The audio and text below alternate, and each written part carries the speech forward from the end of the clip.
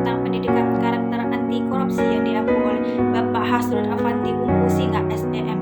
Semoga video yang saya buat bisa menambah wawasan dan bisa dipahami. Terima kasih. Baik, yang pertama saya akan memberikan penjelasan sedikit materi tentang biaya sosial korupsi, yaitu pengertian yang A, biaya eksplisit adalah biaya yang dikeluarkan oleh perusahaan atau organisasi selama proses produksi berlangsung. Yang B, biaya implisit adalah pengeluaran yang tidak terduga, yang kadang disebut juga sebagai biaya yang tidak terlihat. Yang C, biaya antisipasi adalah besaran biaya yang dikeluarkan negara atau mengantisipasi dan mencegah korupsi. Yang D, yaitu biaya akibat reaksi adalah biaya yang muncul akibat penanggahan sebuah perkara korupsi, misalnya biaya penyelidikan dilakukan oleh jaksa, polisi, hakim melalui proses penegakan hukum terhadap pelaku korupsi. Selanjutnya yang nomor 2, toleransi terhadap korupsi. Yang A, mercenary abuse of power adalah penyalahgunaan wewenang yang dilakukan oleh orang yang punya suatu kewenangan tertentu yang bekerja sama dengan pihak lain melalui suap atau sogokan ataupun perhubungan dana yang disebut dengan markup. Contohnya penyuapan, korupsi, pengancaman atau penghinaan kepada bawahan. Yang B, disciplinary abuse of power adalah penyalahgunaan wewenang yang dilakukan oleh pejabat yang punya kewenangan istimewa dengan mengeluarkan kebijakan tertentu. Contohnya bupati atau wali kota yang menyalahgunaan wewenang dengan menggunakan peraturan atau kebijakan tertentu.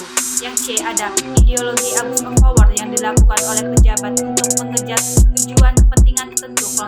Contohnya memberikan dukungan atau pihak kepada produksi jabatan strategis. Sebagai gantinya ia wajib memberikan kompensasi atau lebih dikenal dengan politik balas. Selanjutnya yang nomor 3, apa faktor penyebab korupsi? Meliputi 2 faktor, yaitu faktor internal dan faktor eksternal. Faktor internal terdiri dari aspek moral, yaitu konsep yang berkaitan dengan benar dan salah, baik dan buruk dalam perilaku manusia.